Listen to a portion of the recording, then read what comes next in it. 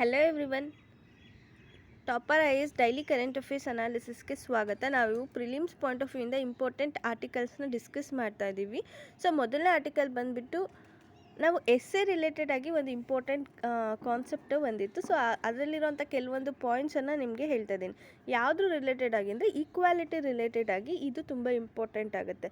So ನಮ್ಮ country democratic country, ಓಕೆನಾ. India is A democratic country. ಅದ್ರ ಜೊತೆಗೆ ನಮ್ಮ ಕಾನ್ಸ್ಟಿಟ್ಯೂಷನ್ ಏನಂತ ಹೇಳ್ತಿದೆ ಅಂದರೆ ಈಕ್ವಾಲಿಟಿನ ಕೋರ್ ಐಡಿಯಾ ಆಗಿ ಇಟ್ಕೊಂಡಿದೆ. ಅಂದರೆ ಎಲ್ರಿಗೂ ಈಕ್ವಲ್ ಸ್ಟೇಟಸ್ನ ಕೊಡಬೇಕು ಅನ್ನೋದು ಕಾನ್ಸ್ಟಿಟ್ಯೂಷನ್ದು ಮೇನ್ ಇಂಟೆನ್ಷನ್ ಅಂತಲೇ ಹೇಳ್ಬೋದು. ಬಟ್ ಈಕ್ವಾಲಿಟಿ ವರ್ಡು ರ್ಯಾಪಿಡಾಗಿ ರೆಮಿಟ್ ಆಗ್ತಿದೆ.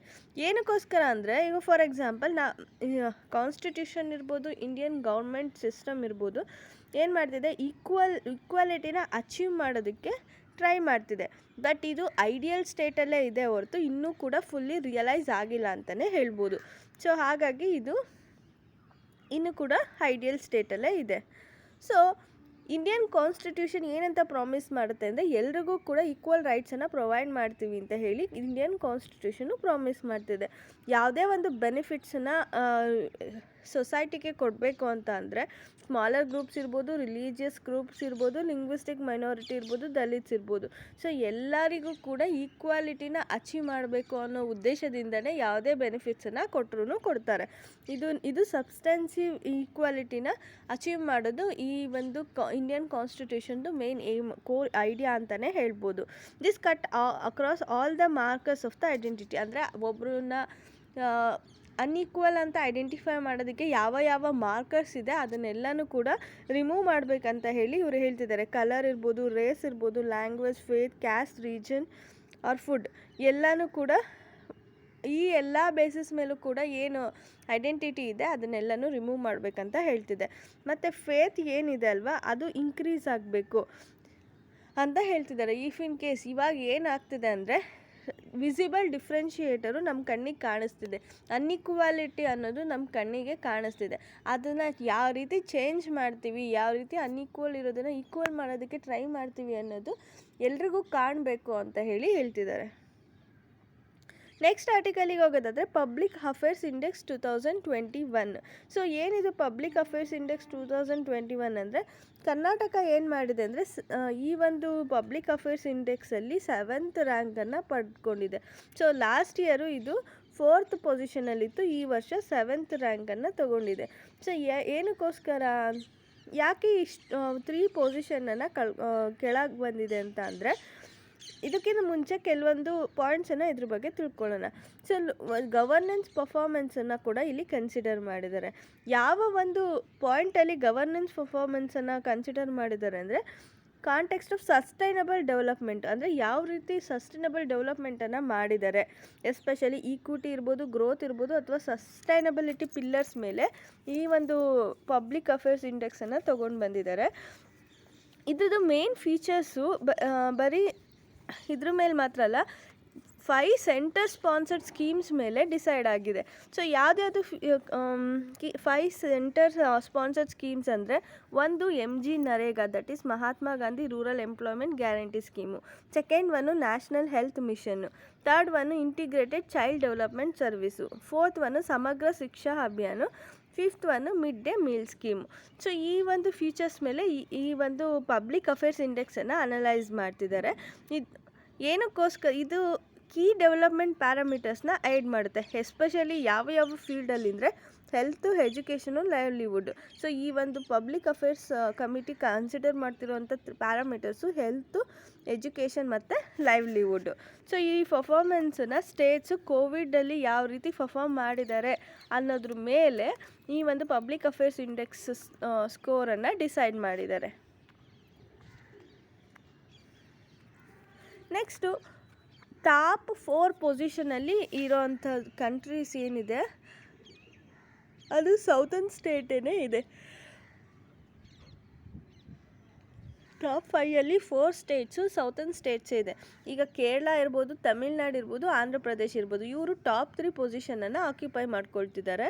ಸೊ ಏನಕ್ಕೋಸ್ಕರ ಅಂದರೆ ಅವ್ರದ್ದು ಕನ್ಸಿಸ್ಟೆನ್ಸ್ ಪರ್ಫಾರ್ಮೆನ್ಸಿಗೋಸ್ಕರ ಈ ಒಂದು ಸ್ಟೇಟ್ಸಿಗೆ ಹೈಯೆಸ್ಟ್ ಸ್ಕೋರು ಸಿಕ್ಕಿದೆ.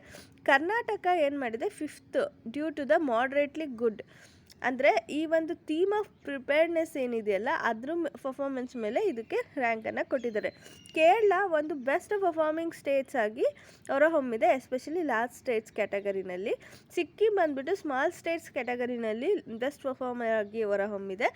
ಪುಡುಚೇರಿ ಬಂದುಬಿಟ್ಟು ಯೂನಿಯನ್ ಟೆರಿಟರಿಯಲ್ಲಿ ಬೆಸ್ಟ್ ಪರ್ಫಾರ್ಮರ್ ಆಗಿದೆ. ನೆಕ್ಸ್ಟ್ ಆರ್ಟಿಕಲಿಗೆ ಹೋಗೋದಾದರೆ suicide among farm workers rose. ಅಂದರೆ ಫಾರ್ಮ್ ವರ್ಕರ್ಸ್ ಸೂಸೈಡ್ ಏನಿದೆ ಅಂದರೆ ರೈತರ ಆತ್ಮಹತ್ಯೆ ಏನಿದೆ ಅದು ಜಾಸ್ತಿ ಆಗ್ತಿದೆ ಅಂತ ಹೇಳ್ತಿದ್ದಾರೆ. ನಂಬರ್ ಆಫ್ ಅಗ್ರಿಕಲ್ಚರಲ್ ಲೇಬರರ್ಸ್ ಏನಿದ್ದಾರೆ ಅಂದರೆ ಡೈಲಿ ವೇಜ್ ಅರ್ನರ್ಸ್ ಇರ್ತಾರಲ್ವ, ಸೊ ಅವರು ಕೂಡ 2020ನಲ್ಲಿ ಏನು ಸೂಸೈಡ್ ಮಾಡ್ಕೊಂಡಿದ್ದಾರಲ್ಲ ಅದು 18% higher than the previous year ಅಂತಲೇ ಹೇಳ್ಬೋದು. So national crime record bureau report ಪ್ರಕಾರ ಸೊ ಇದು 18% ಜಾಸ್ತಿ ಆಗಿದೆ. Even suicides among the land owning farmers ಅಂದರೆ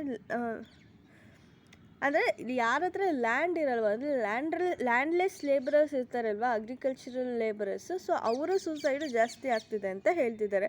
ಬಟ್ ಲ್ಯಾಂಡ್ ಓನಿಂಗ್ ಫಾರ್ಮರ್ಸ್ದು ನಂಬರ್ ಆಫ್ ಸೂಸೈಡ್ಸು ಕಡಿಮೆ ಆಗ್ತಿದೆ ಅಂದರೆ ಡ್ರಾಪ್ ಆಗಿದೆ ಅಂತ ಕೂಡ ಹೇಳ್ತಿದ್ದಾರೆ. ಫಾರ್ಮ್ ಸೆಕ್ಟರ್ ಅಂತ ತಗೊಂಡಾಗ one of the bright spots ಅಂದರೆ ಇಂಡಿಯನ್ ಎಕನಾಮಿ ಲಾಸ್ಟ್ ಇಯರಲ್ಲಿ ಇದು ರೆಕಾರ್ಡಿಂಗ್ ಗ್ರೋತ್ ಅಂದರೆ ಗ್ರೋತ್ ಜಾಸ್ತಿ ಆಗಿದೆ. ಅಂದರೆ ಹೆಲ್ತಿ ಮಾನ್ಸೂನ್ ಇತ್ತು ಮತ್ತು ಕಂಟಿನ್ಯೂಷನ್ ಆಫ್ ಅಗ್ರಿಕಲ್ಚರಲ್ ಆ್ಯಕ್ಟಿವಿಟೀಸ್ ಇದ್ದಿದ್ದರಿಂದ ಲಾಕ್ಡೌನಲ್ಲೂ ಕೂಡ ಈ ಒಂದು ಸೆಕ್ಟರ್ ಏನಾಗಿದೆ ಗ್ರೋತ್ ಆಗಿದೆ ಅಂತಲೇ ಹೇಳ್ಬೋದು. ಲ್ಯಾಂಡ್ಲೆಸ್ ಅಗ್ರಿಕಲ್ಚರಲ್ ಲೇಬರರ್ಸ್ ಏನಿರ್ತಾರೆ ಅವರು ಈ ಒಂದು ಬೆನಿಫಿಟನ್ನು ಪಡ್ಕೊಂಡಿಲ್ಲ. ಬಿಕಾಸ್ ಅವ್ರಿಗೆ ಇವನ್ ಇನ್ಕಮ್ ಸಪೋರ್ಟ್ ಸ್ಕೀಮಿಂದನೂ ಕೂಡ ಅವರಿಗೆ ಯಾವುದೇ ರೀತಿಯಾದಂಥ ಇನ್ಕಮ್ ಬಂದಿಲ್ಲ. ಈಗ ಫಾರ್ ಎಕ್ಸಾಂಪಲ್ PM ಕಿಸಾನ್ ಯೋಜನೆ ಅಡಿಯಲ್ಲಿ ಏನು ಸ್ಕೀಮ್ ತಂದಿದ್ರು ಇನ್ಕಮ್ ಸಪೋರ್ಟ್ ಮಾಡೋದಕ್ಕಂತ, ಅದು ಆ ಒಂದು ಬೆನಿಫಿಟು ಕೂಡ ಈ ಒಂದು ಲ್ಯಾಂಡ್ಲೆಸ್ ಅಗ್ರಿಕಲ್ಚರಲ್ ಲೇಬರರ್ಸ್ಗೆ ಸಿಕ್ಕಿಲ್ಲ ಅಂತಲೇ ಹೇಳ್ಬೋದು. ಸೊ ಹಾಗಾಗಿ ಅವರ ಒಂದು ಸ್ಥಿತಿ ಏನಾಗಿದೆ ಹೈಯರ್ ಲೆವೆಲ್ ಆಫ್ ಡಿಸ್ಟ್ರೆಸ್ಸನ್ನು ತಲುಪಿತ್ತು ಸೊ ಪ್ಯಾಂಡಮಿಕಲ್ಲಿ. ಹಾಗಾಗಿ ಈ ಒಂದು ಲ್ಯಾಂಡ್ಲೆಸ್ ಅಗ್ರಿಕಲ್ಚರಲ್ ಲೇಬರರ್ಸ್ ಸೂಸೈಡೇ ಜಾಸ್ತಿ ಆಗಿತ್ತು ಅಂತ ಹೇಳ್ಬೋದು.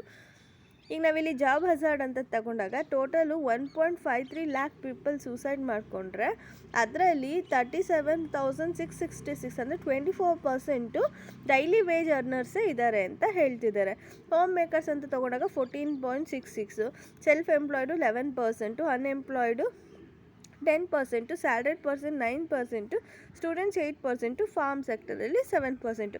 ಇಷ್ಟು ಜನ ಇಲ್ಲಿ ಸೂಸೈಡ್ ಮಾಡ್ಕೊಂಡಿದ್ದಾರೆ ಅಂತ ಹೇಳ್ಬೋದು. ಸೊ ಇವನ್ ಟೆನೆಂಟ್ ಫಾರ್ಮರ್ ಅಂತ ತಗೊಂಡಾಗ ಇವರು ಲೀಸಡ್ ಲ್ಯಾಂಡನ್ನು ಕಲ್ಟಿವೇಟ್ ಮಾಡ್ತಿರ್ತಾರಲ್ವ ಅವರ ಸೂಸೈಡು ಕೂಡ 23% ಡ್ರಾಪ್ ಆಗಿದೆ ಅಂತಲೇ ಹೇಳ್ಬೋದು. ವರ್ಸ್ಟ್ ಅಮಾಂಗ್ ದ ಸ್ಟೇಟ್ಸ್ ಅಂದರೆ ಈಗ ಮಹಾರಾಷ್ಟ್ರದಲ್ಲೇ ಜಾಸ್ತಿ ಸೂಸೈಡ್ಸ್ ಆಗಿರೋದು. ಲೈಕ್ 4,006 ಸೂಸೈಡ್ಸು ಮಹಾರಾಷ್ಟ್ರದಲ್ಲಾಗಿದೆ, ಅದು ಕೂಡ ಫಾರ್ಮ್ ಸೆಕ್ಟರಲ್ಲೇ.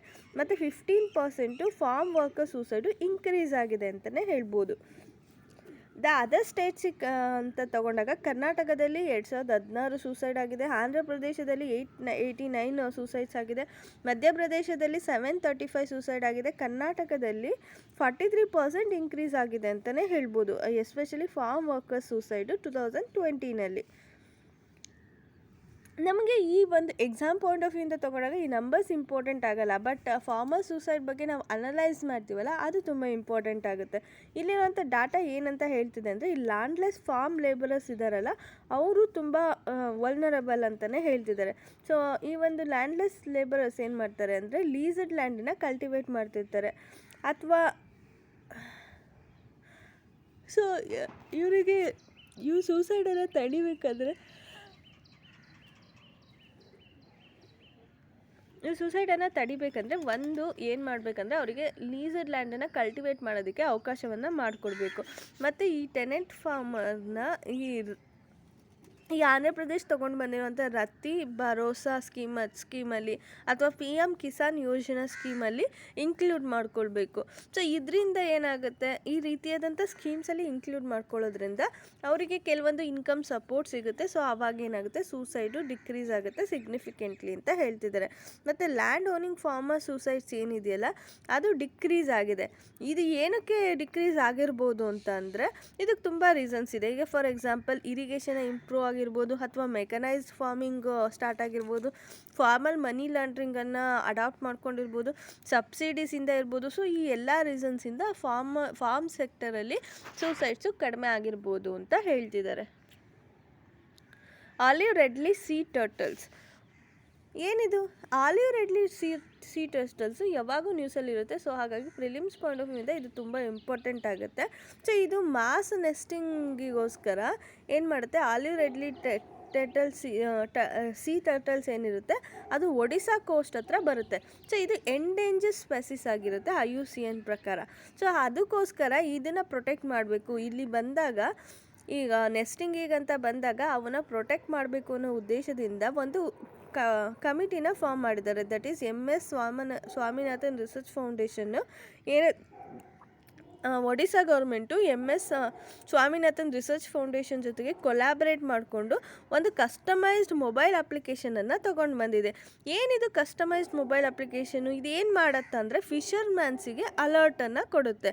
ಅಂದರೆ ಯಾವ ಒಂದು ಝೋನಲ್ಲಿ ಫಿಶಿಂಗನ್ನು ಮಾಡಬೇಕು, ಯಾವ ಒಂದು ಝೋನಲ್ಲಿ ಫಿಶಿಂಗನ್ನು ಮಾಡಬಾರ್ದು ಅನ್ನೋ ಒಂದು ಇನ್ಫಾರ್ಮೇಷನನ್ನು ಈ ಒಂದು ಕಸ್ಟಮೈಸ್ಡ್ ಮೊಬೈಲ್ ಅಪ್ಲಿಕೇಶನ್ನು ಫಿಷರ್ಸ್ಮ್ಯಾನ್ಸಿಗೆ ತಿಳಿಸುತ್ತೆ. ಅದು ಎಸ್ಪೆಷಲಿ ಬೇ ಆಫ್ ಬೆಂಗಾಲಲ್ಲಿ ಫಿಷರ್ಮನ್ನು ಬೋಟನ್ನು ತೊಗೊಂಡು ಹೋದಾಗ ಸೊ ಈ ಒಂದು ಆ್ಯಪನ್ನು ಡೌನ್ಲೋಡ್ ಮಾಡ್ಕೊಳ್ಬೋದು. ಇದು ಆಫ್ಲೈನ್ ಮೋಡಲ್ಲಿ ವರ್ಕ್ ಆಗುತ್ತೆ. ಈವನ್ ಸೀಯಿಂದ ದೂರ ಒಂದು ಕೋಸ್ಟಿಂದ ದೂರ ಹೋದಾಗೂ ಕೂಡ ಇವರು ಆಫ್ಲೈನಲ್ಲಿ ಈ ಒಂದು ಆ್ಯಪನ್ನು ವರ್ಕ್ ಮಾಡ್ಬೋದು. ಇದು ಫಿಷರ್ ಫ್ರೆಂಡ್ ಮೊಬೈಲ್ ಅಪ್ಲಿಕೇಶನ್ ಅಂತಲೇ ಹೇಳ್ಬೋದು. ಇದು GPS ಲೊಕೇಶನ್ಸ್ನ ನೋಡೋದಕ್ಕೂ ಹೆಲ್ಪ್ ಆಗುತ್ತೆ, ಬೌಂಡ್ರೀಸ್ ಆಫ್ ದ ಝೋನ್ಸನ್ನ ನೋಡೋದಕ್ಕೂ ಹೆಲ್ಪ್ ಆಗುತ್ತೆ ಅಂತಲೇ ಹೇಳ್ಬೋದು. ಗೌರ್ಮೆಂಟ್ ಪ್ರಕಾರ ಈ ಒಂದು ಆ್ಯಪಿಗೆ ಯಾವುದೇ ರೀತಿಯಾದಂಥ ಸೆಲ್ಯುಲರ್ ನೆಟ್ವರ್ಕ್ ಕವರೇಜ್ ಅವಶ್ಯಕತೆ ಇಲ್ಲ. ಇದು ಆಫ್ಲೈನ್ ಮೋಡಲ್ಲೂ ಕೂಡ ಎಸ್ಪೆಷಲಿ ಔಟರ್ ಸೀನಲ್ಲೂ ಕೂಡ ಇದು ವರ್ಕ್ ಆಗುತ್ತೆ ಅಂತ ಹೇಳ್ಬೋದು. ಗಹೀರ್ಮಠ ಮೆರೈನ್ ಸೆಂಚುರಿ ಏನಿದೆ ಇದು ಒಡಿಶಾ ಕೋಸ್ಟಲ್ಲಿರೋ ಅಂಥದ್ದು. ಇದು ಇನ್ನು ಆಫ್ ನೆಸ್ಟಿಂಗ್ ಇದನ್ನು ನೋ ಫಿಶಿಂಗ್ ಝೋನ್ ಅಂತ ಹೇಳಿ ಡಿಕ್ಲೇರ್ ಮಾಡಿದ್ದಾರೆ. ಏನಕ್ಕೋಸ್ಕರ ಅಂದರೆ ಪ್ರತಿ ವರ್ಷ ಟರ್ಟಲ್ಸ್ ಏನಿರ್ತಾವಲ್ವ ಅವು ಇಲ್ಲಿ ಕಾಂಗ್ರಿಗೇಟ್ ಆಗ್ತವೆ. ಅಂದರೆ ಧರ್ಮ ದೇವಿ ಮತ್ತು ಋಷಿಕುಲ್ಯ ರಿವರ್ ಮೌತ್ಸ್ ಇರುತ್ತಲ್ಲ ಈ ಒಂದು ಸ್ಯಾಂಕ್ಚುರಿನಲ್ಲಿ ಅಲ್ಲಿ ಮಾಸ್ ನೆಸ್ಟಿಂಗಿಗೋಸ್ಕರ ಬರ್ತವೆ. ಸೊ ಹಾಗಾಗಿ ಈ ಒಂದು ಗಹೀರ್ಮಠ ಮೆರೈನ್ ಸೆಂಚುರಿನ ನೋ ಫಿಶಿಂಗ್ ಝೋನ್ ಅಂತ ಹೇಳಿ ಡಿಕ್ಲೇರ್ ಮಾಡಿದ್ದಾರೆ. ಮತ್ತು ಈ ಒಂದು ಆ್ಯಪಿಂದು ಇನ್ನೂ ಒಂದು ಅಡಿಷ್ನಲ್ ಫೀಚರ್ಸ್ ಏನು ಅಂದರೆ ಫಿಶಿಂಗ್ ಬೋಟ್ಸ್ ಇರುತ್ತಲ್ವ, ನಿಯರೆಸ್ಟ್ ಫಿಶಿಂಗ್ ಬೋಟ್ಸ್ ಎಲ್ಲಿದೆ ಅಂತ ಹೇಳ್ಬಿಟ್ಟು ಇನ್ಫಾರ್ಮೇಷನನ್ನು ಕೊಡುತ್ತೆ.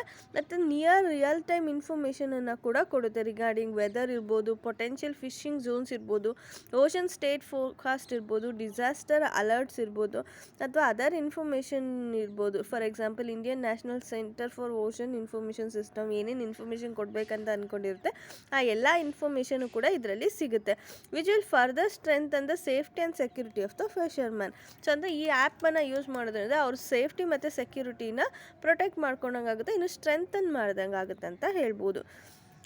ನೆಕ್ಸ್ಟ್ ಅಗ್ರಿಕಲ್ಚರ್ ರಿಲೇಟೆಡ್ ಆಗಿ ಕೆಲವೊಂದು ಪಾಯಿಂಟನ್ನು ಕನ್ಸಿಡರ್ ಮಾಡಬೇಕಂದ್ರೆ integrated farming with inter cropping increases the food production. ನಾವು ಫುಡ್ ಪ್ರೊಡಕ್ಷನ್ನ ಇನ್ಕ್ರೀಸ್ ಮಾಡಬೇಕು ಮತ್ತು ಎನ್ವಿರಾನ್ಮೆಂಟಲ್ ಫುಡ್ ಪ್ರಿಂಟನ್ನು ರೆಡ್ಯೂಸ್ ಮಾಡಬೇಕಂದ್ರೆ ನಾವು ಇಂಟಿಗ್ರೇಟೆಡ್ ಫಾರ್ಮಿಂಗ್ ಮತ್ತು ಇಂಟರ್ ಕ್ರಾಪಿಂಗ್ ನಾವು ಪ್ರಾಕ್ಟೀಸ್ ಮಾಡಬೇಕಾಗುತ್ತೆ. ಸೊ ಇದರಿಂದ ಏನಾಗುತ್ತೆ, ಫುಡ್ ಪ್ರೊಡಕ್ಷನ್ನು ಜಾಸ್ತಿ ಆಗುತ್ತೆ ಮತ್ತು ಎನ್ವಿರಾನ್ಮೆಂಟಲ್ ಇಂಪ್ಯಾಕ್ಟ್ ಕೂಡ ಕಡಿಮೆ ಆಗುತ್ತೆ. ಸೊ ನಾವು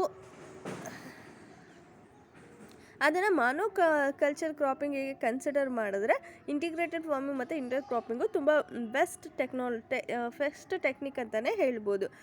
ನೆಕ್ಸ್ಟು ರಿಲೇ ಪ್ಲ್ಯಾಂಟಿಂಗ್ ಅಂದರೆ ಏನು? ಸೊ ಅಂದರೆ ಪ್ಲ್ಯಾಂಟಿಂಗ್ ಡಿಫ್ರೆಂಟ್ ಕ್ರಾಪ್ಸ್, ಬೇರೆ ಬೇರೆ ಕ್ರಾಪ್ಸನ್ನು ಸೇಮ್ ಇಲ್ಲಿ ಒಂದು ಫ್ಲ್ಯಾಟ್ ಇದೆ ಅಂತ ಅಂದ್ಕೊಳ್ಳಿ. ಈ ಫ್ಲ್ಯಾಟಲ್ಲಿ ನಾವು ಬೇರೆ ಬೇರೆ ಪ್ಲ್ಯಾಂಟನ್ನು ಗ್ರೋ ಮಾಡೋದು ಒಂದೇ ಸೀಸನಲ್ಲಿ ಒಂದೇ ಫ್ಲ್ಯಾಟಲ್ಲಿ ಒನ್ ಆಫ್ಟರ್ ದ ಅದರು ನಾವು ಇದನ್ನು ಗ್ರೋ ಮಾಡ್ತೀವಿ. ಸೊ ಇದನ್ನು ರಿಲೇ ಪ್ಲ್ಯಾಂಟಿಂಗ್ ಅಂತ ಕರಿತೀವಿ. ಸೊ ಈ ಒಂದು ಟೈಪ್ ಆಫ್ ರಿಲೇ ಕ್ರಾಪಿಂಗ್ ಏನಿದೆ ಅಲ್ಲ, ಈಗ ಫಾರ್ ಎಕ್ಸಾಂಪಲ್ ರೈಸ್ ಇರ್ಬೋದು, ಕಾಲಿಫ್ಲವರ್ ಇರ್ಬೋದು, ಆನಿಯನ್ನು, ಸಮ್ಮರ್ ಗ್ರೌಂಡು ಮತ್ತು ಇದೆಲ್ಲನೂ ಕೂಡ ಒಂದೇ ಸೀಸನಲ್ಲಿ ಬೆಳೆಯುವಂಥದ್ದು. ಸೊ ಇದಕ್ಕೆ ರಿಲೇ ಫಾರ್ಮಿಂಗ್ ಅಂತ ಕರಿತೀವಿ.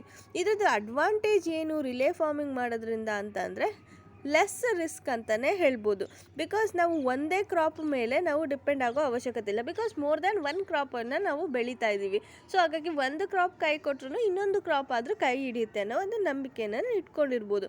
ಮತ್ತು better distribution of the labour. ಆದರೆ ಲೇಬರ್ ಡಿಸ್ಟ್ರಿಬ್ಯೂಷನು ಕೂಡ ಈಸಿಯಾಗಿ ಡಿಸ್ಟ್ರಿಬ್ಯೂಟ್ ಮಾಡ್ಬೋದು. ಮತ್ತು ಇನ್ಸೆಕ್ಟ್ ಸ್ಪ್ರೆಡ್ ಆಗೋದೂ ಕಡಿಮೆ ಆಗುತ್ತೆ.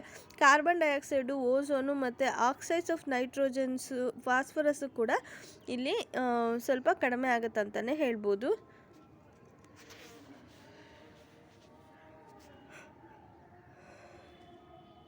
ಮತ್ತು ಕೆಲವೊಂದು ಲೆಗ್ಯೂಮಸ್ ಪ್ಲ್ಯಾಂಟ್ಸ್ ಇರುತ್ತಲ್ವ, ಸೊ ಅದೇನು ಮಾಡುತ್ತೆ, ಸಾಯಿಲಿಗೆ ನೈಟ್ರೋಜನನ್ನು ಆ್ಯಡ್ ಮಾಡ್ತಾ ಹೋಗುತ್ತೆ.